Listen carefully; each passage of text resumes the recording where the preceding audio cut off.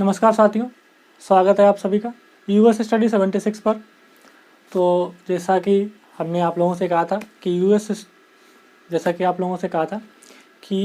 Study 76 पर Lucent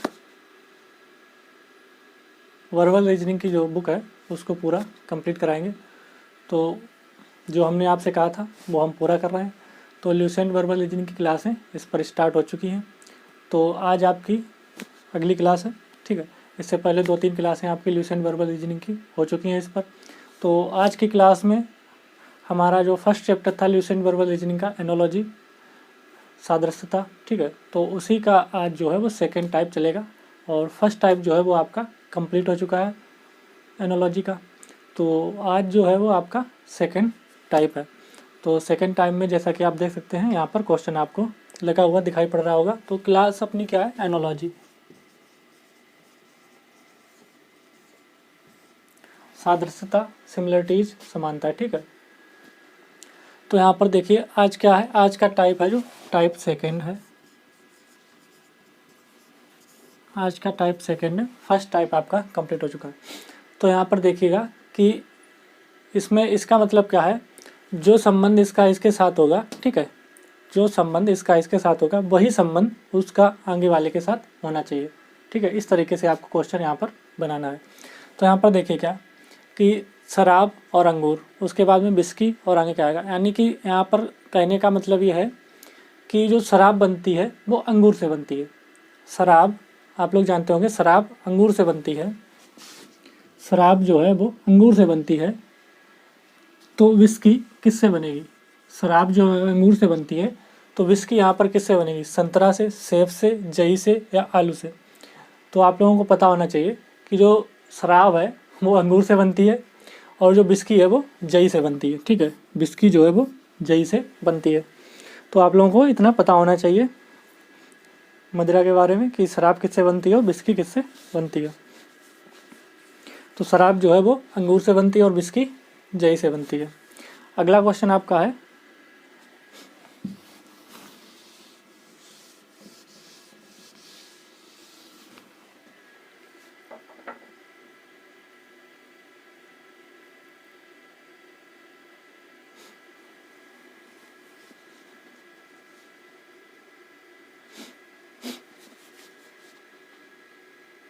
question अगला है आपका कि जीत का जो संबंध आनंद से है वही संबंध दुख का किसके साथ होगा, ठीक है। तो जीत का जो संबंध आनंद से है वही संबंध दुख का किसके साथ होगा। तो आप लोगों को पता होगा कि जीत का आनंद किसके साथ होता है, जीत का संबंध आनंद के साथ, यानी कि जीतने पर हमको क्या आनंद प्राप्त होता है। उसी प्रकार से दुख हमको कब होता है, निराशा होने पर, विषाद में होने पर, चीख होने पर या हार होने पर। तो जैसे जीत और आनंद का संबंध है वैसे ही यहाँ पर हार और दुख का संबंध होगा। तो हारने पर हमको दुख प्राप्त होता है और जीतने पर हमको आनंद मिलता है, ठीक है। इसी प्रकार आगे क्वेश्चन देखिएगा, क्वेश्चन आगे है,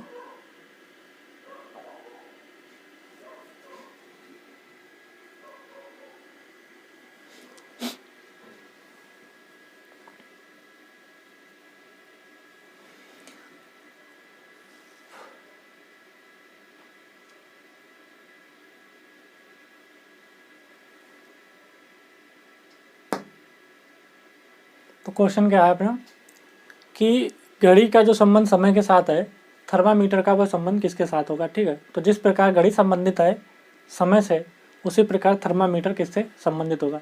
यानी कि कहने का मतलब ये है कि घड़ी से हमको समय मिलता है, यानी कि समय का पता चलता है। घड़ी से हमको क्या पता चलता है, समय का पता चलता है कि अब कितना टाइम हो गया, अब कितना टाइम हो गया।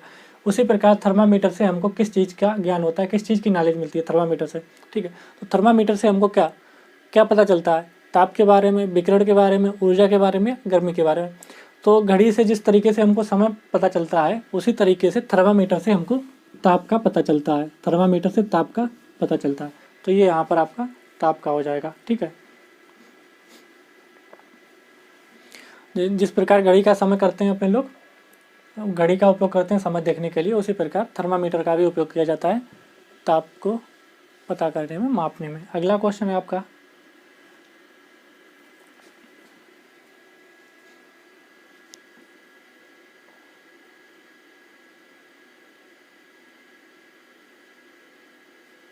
क्वेश्चन अगला है जीवाणु सूक्ष्मदर्शी, ठीक है। जिस प्रकार जीवाणु का संबंध सूक्ष्मदर्शी से है, जिस प्रकार जीवाणु का संबंध सूक्ष्मदर्शी से है, उसी प्रकार चंद्रमा का संबंध किससे होगा।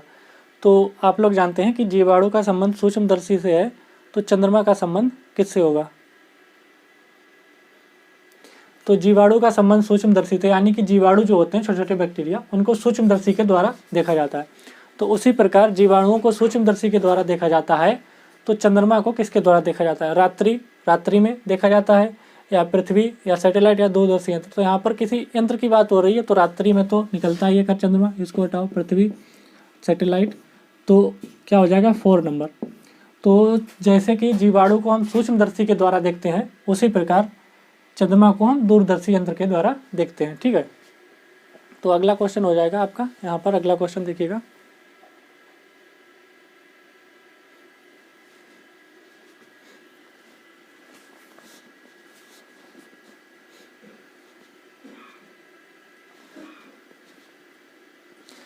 नेफ्रोलॉजी का जो संबंध गुर्दा के साथ है, वही संबंध किसका होगा हृदय के साथ, इन 4 ऑप्शन में से। तो आप लोग जानते हैं जैसा कि नेफ्रोलॉजी के अंतर्गत गुर्दा का अध्ययन किया जाता है, नेफ्रोलॉजी के अंतर्गत गुर्दा का अध्ययन किया जाता है, उसी तरीके से हृदय का किसके अंतर्गत अध्ययन किया जाता है। वायरोलॉजी, हेमेटोलॉजी, ऑलिथियोलॉजी या कार्डियोलॉजी। तो ये क्वेश्चन हम पिछली क्लास में भी करवा चुके हैं, उसमें कुछ अलग टाइप से दिया गया था, इसमें अलग टाइप से दिया गया है यहाँ पर क्वेश्चन। तो नेफ्रोलॉजी के अंतर्गत हम गुर्दा का अध्ययन करते हैं, और कार्डियोलॉजी के अंतर्गत हम हृदय का अध्ययन करते हैं। तो यहाँ पर ऑप्शन 4 आपका कार्डियोलॉजी बिल्कुल राइट हो जाएगा। अगला क्वेश्चन देखिएगा।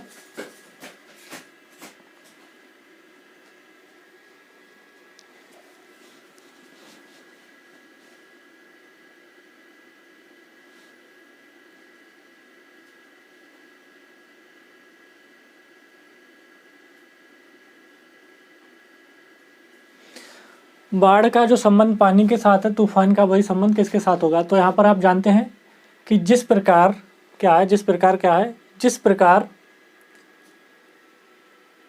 पानी के कारण बाढ़ आती है, ठीक है, पानी के कारण बाढ़ आती है, उसी प्रकार तूफान कब आता है, ठीक है। तूफान कब आता है, मिट्टी, गति, हवा या प्रकाश के कारण। तो जैसे कि पानी की अधिक सीमा होने पर क्या हो जाती है, बाढ़ आ जाती है, ठीक है। तो तूफान क्या होता है, जब हवाएं तेज गति में चलने लगती हैं, तो वो किसका रूप ले लेती हैं, तूफान का। तो जब हवाएं तेज गति में चलने लगती हैं, तो वो रूप ले लेती हैं हवा, तूफान का, ठीक है। तो इसमें हो जाएगा हवा। अगला क्वेश्चन है,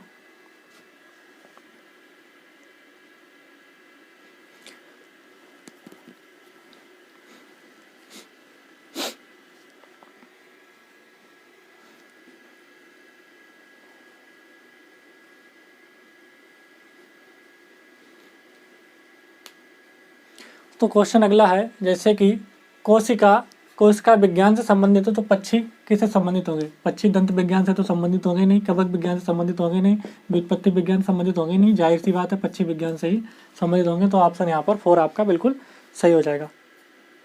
अगला क्वेश्चन है,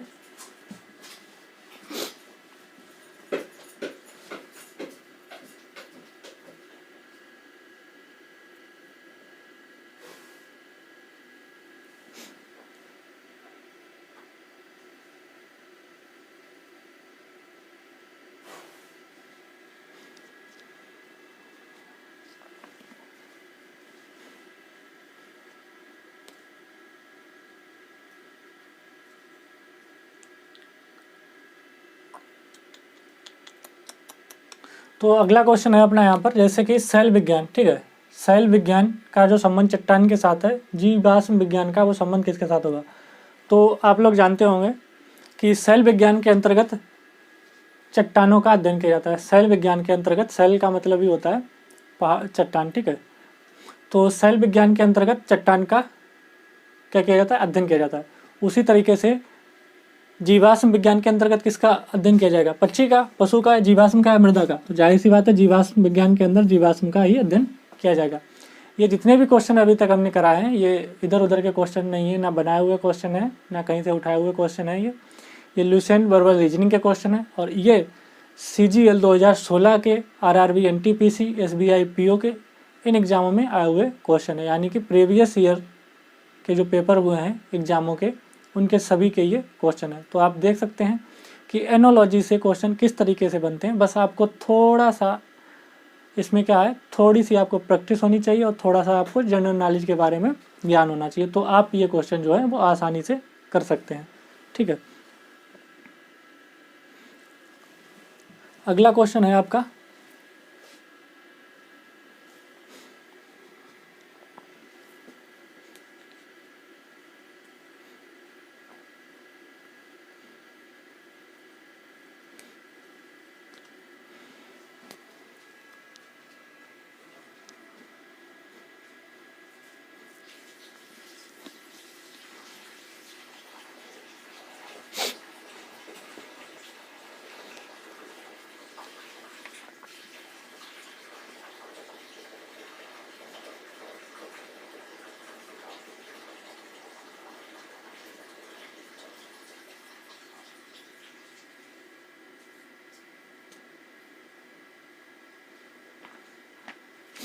तो अगला क्वेश्चन है, जैसे कि यहाँ पर क्वेश्चन आपका है गत कल। गत कल का संबंध जो आगामी कल का है, आगामी कल के साथ है, वही मार्च का संबंध किसके साथ होगा। ठीक है, तो जो गत कल का संबंध है आगामी कल के साथ है, वही मार्च का संबंध किसके साथ होगा। तो यहाँ पर क्या देखना है आप लोगों को कि जो गत कल का संबंध आगामी कल के साथ है, वही मार्च का संबंध किसके साथ होगा। तो यहाँ पर आप लोग देख सकते हैं, यहाँ पर देखिएगा कि गत कल और आगामी कल। गत कल मतलब बीता हुआ कल, यानी कि यह है प्रेजेंट। ठीक है, यानी कि गत कल इसके पीछे का कल, और आगामी कल यानी कि आने वाला कल, यानी कि टुमारो, और यह है यस्टरडे। ठीक है, तो इसका मतलब समझ सकते हैं आप कि गत कल का मतलब इसके पीछे हुए का कल, आगामी कल यानी आने वाला कल, और ये प्रेजेंट टाइम में। ठीक है, तो इसके बीच के दो का अंतर है। ठीक है, दो का इसके बीच में अंतर है। तो यहाँ पर देखिए दो का अंतर आ रहा है। ठीक है, गत कल और एक आगामी वाला कल, तो दो का अंतर आ जाएगा। उसी तरीके से यहाँ पर मार्च के देखिए, मार्च में दो का गैप करेंगे, मार्च के बाद अप्रैल, अप्रैल के बाद मई, तो यहाँ पर मई आ जाएगी, मई आ जाएगी। ठीक है, अगला क्वेश्चन देखिएगा।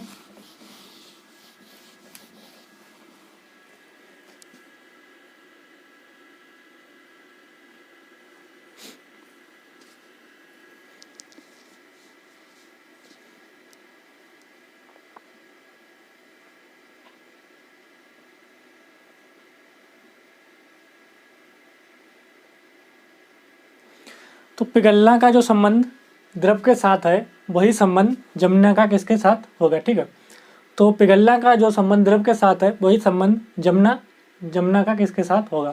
तो यहाँ पर देख सकते हैं कि कोई भी पदार्थ पिघल कर क्या बनता है, द्रव बनता है। कोई भी पदार्थ जो होता है, जब वो पिघलता है उसके बाद में क्या बनता है, द्रव बनता है। तो कोई भी पदार्थ जब जमता है उसके बाद में क्या बनता है, क्रिस्टल बनता है, ठोस बनता है, बर्फ बनता है, या वाष्पित करना बनता है। तो यहाँ पर हो जाएगा ठोस। कोई भी पदार्थ जब पिघलता है द्रव बनता है, कोई भी पदार्थ जब जमेगा तब वो ठोस बनेगा। ठीक है, यहाँ पर इतना आपको समझ में आना चाहिए। अगला क्वेश्चन है कि हेलीकॉप्टर का जो संबंध ब्रैकेट के साथ है, वही संबंध टेलीफोन का किसके साथ है।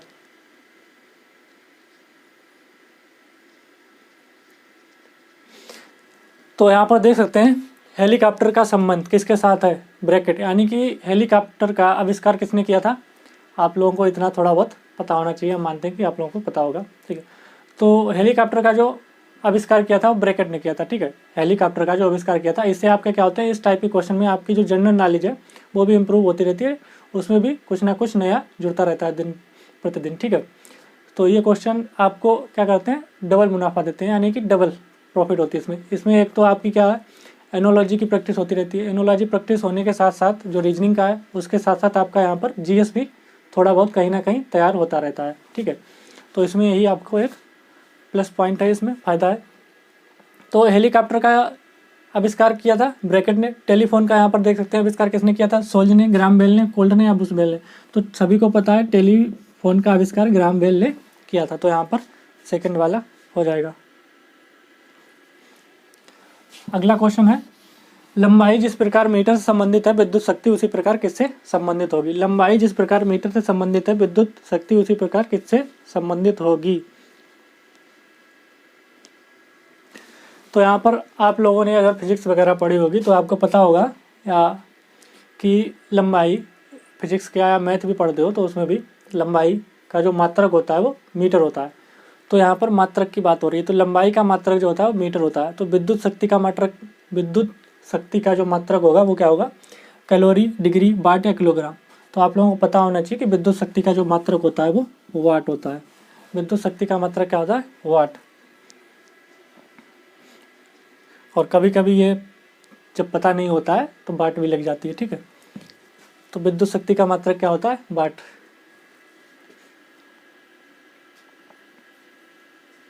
ठीक है, तो विद्युत शक्ति का मात्रक क्या होता है, वाट होता है। यहाँ पर ये हो गया आपका।